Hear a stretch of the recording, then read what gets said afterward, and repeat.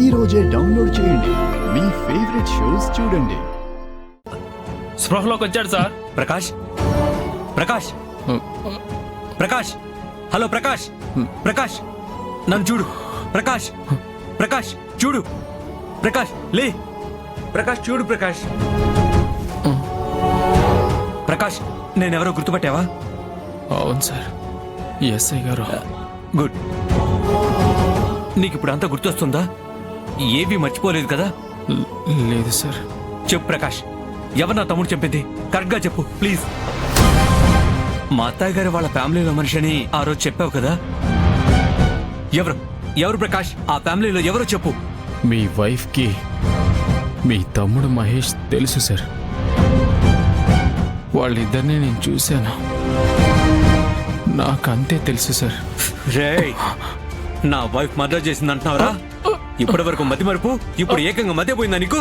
ఒక్క నొక్కు నొక్కానంటే చస్తావు ఇక్కడే. అర్థమైందా?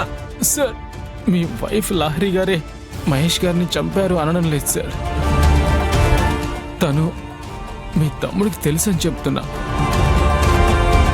మహేష్ తెలుసన్న విషయం తను మీకు ఇప్పటిదాకా చెప్పలేదు అంటే దాని అర్థం ఏంటి సార్?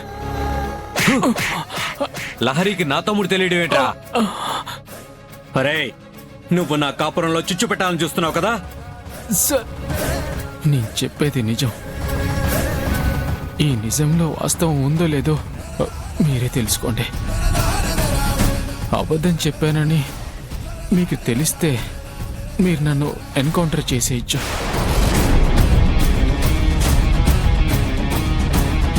లహరికి మహేష్ తెలియడం ఏంటి? ఈ మాటల్ని నేను ఎలా నమ్మాలి? అయినా నా తమ్ముడు గురించి తెలిసినా నాకు చెప్పకుండా నన్నెలా పెళ్లి చేసుకుంది? అంత ధైర్యం ఎందుకు చేస్తుంది? హే, అసలు నా తమ్ముడికి లహరికి పరిచయం లేదు కదా. ఇదంతా కట్టు కథ. వీడు అబద్ధం చెప్తున్నాడు. మతి మరుపు వెతవా. ఎవరిని చూసి ఎవరనుకున్నాడు వీడు? అది లహరి అయి ఉండదు.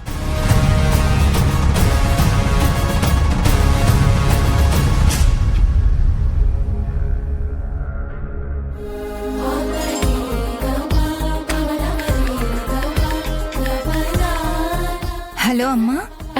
అమ్మా లహరి, ఎలా ఉన్నావు? బాగున్నానమ్మా, నువ్వెలా ఉన్నావు? బాగున్నానమ్మా. దామిని వచ్చేసిందా?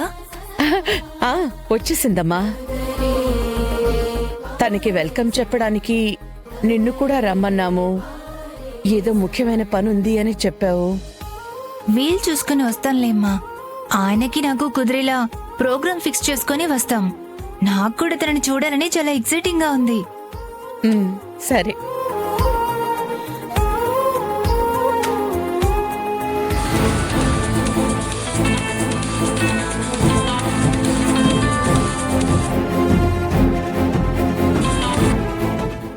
అనన్య. ప్రకాష్, నువ్వేనా? అవును, ఇందాకే సంతోష్ వచ్చాడు. నేను సంతోష్తో లహరికి మహేష్ తెలుసని చెప్పాను, కానీ నమ్మలేదు. అంత రేంజ్లో చెప్పినా వాడు నా మాట నమ్మలేదు. సరే ప్రకాష్, వాడు నమ్మకపోతే ఏంటి? నేను నమ్మిస్తాను కదా. ఉంటాను.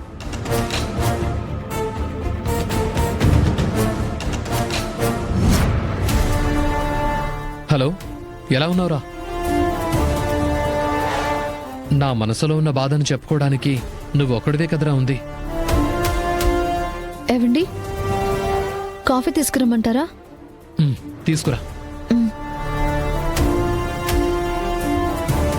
ఇంకేంట్రా విశేషాలు? ఓకేరా, ఉంటాను.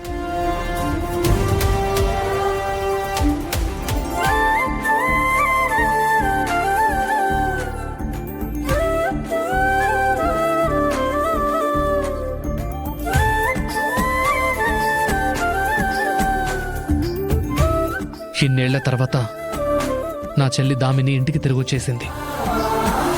దామిని రాకతో ఇంట్లో అందరూ చాలా హ్యాపీగా ఉన్నారు. అన్నగా నేను హ్యాపీగానే ఉన్నాను.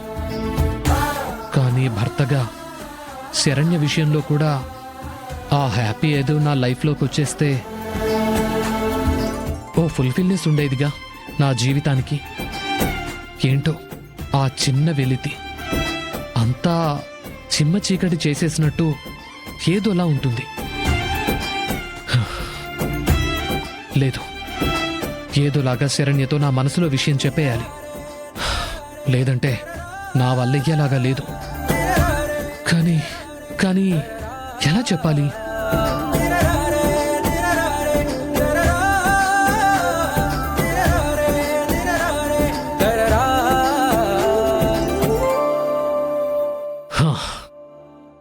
ఐడియా. ఇప్పుడు గదిలోకి తను వస్తుంది కదా, రాగానే చెప్పేస్తాను. చిన్న నెట్ ప్రాక్టీస్ చేద్దాం. శరణ్య అక్కడి నుంచి అలా వచ్చేస్తుంది కదా.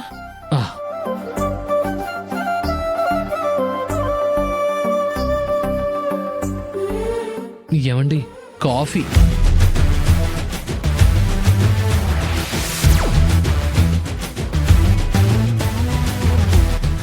ఏమైందండి, ఎందుకలా ఉన్నారు? అది నీ గురించి ఆలోచిస్తున్నాను. నా గురించా? ఏంటండి అది? శరణ్య, నేను నిన్ను చాలా బాధ పెట్టాను. నువ్వు నా విషయంలో, సమీర విషయంలో తప్పు చేశావని చింతకాలం నిన్నెంతగానో అసహ్యించుకున్నాను. ఇప్పుడు ఆ విషయం మళ్ళీ ఎందుకు గుర్తు చేస్తున్నారు? నన్ను మరోసారి బాధ పెట్టడానికేనా? కాదు శరణ్య, నిన్ను క్షమాపణ కోరుకోవడానికి. ఇంతకాలం పొరపాటు చేశాను. ఇప్పుడు రియలైజ్ అయ్యి కళ్ళు తెరిచాను శరణ్య. కళ్ళు తెరిస్తే కళ్ళ ముందున నన్ను భార్యగా ఎందుకు యాక్సెప్ట్ చేయట్లేదండి?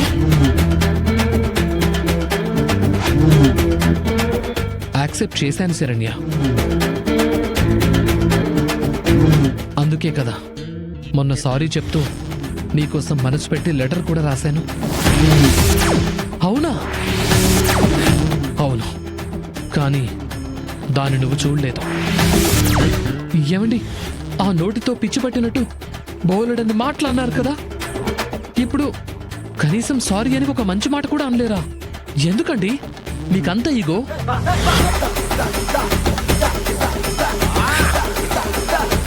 Sorry Saranya, ego by birth అలవాటైపోయింది. కానీ ఇప్పుడు ఆ ఈగోని పక్కన పెట్టి నేను నీకు సారీ చెప్తున్నాను.